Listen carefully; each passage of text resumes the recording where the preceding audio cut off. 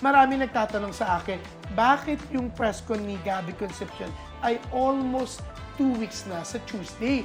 Bakit daw si Sharon Cuneta hindi pa sumasalang sa press con ng Dear Heart USA and Canada Tour?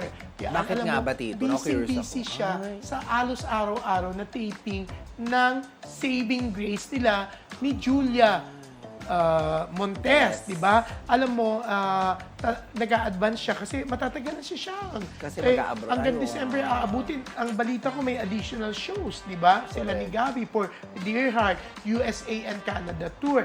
Kasi dapat November 29 ang last show. May nakikita ako na mukhang may December. Di ba? Siyempre, pagbalik ni Sharon ng Pilipinas, bakasyon Busy na ulit. Hindi, bakasyon na. So, mga January na ulit siya Taping. baka after na ng birthday niya sa January 6, di ba? 2025.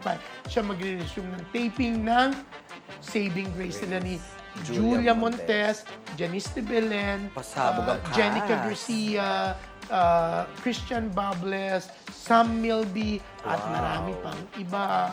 Ganda. Bongga. Sobrang star-studded. Pero yun nga, ang lakas ng ticket sales ng Ng Dear Heart. USA and Canada concert tour. Kailan ka nga pupunta doon, Tito? Di ba susunod? Baka doon ako pupunta sa Canada.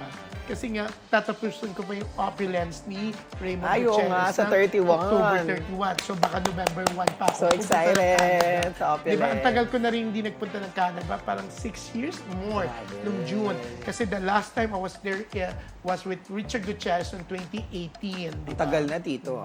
So yan, I'm so excited.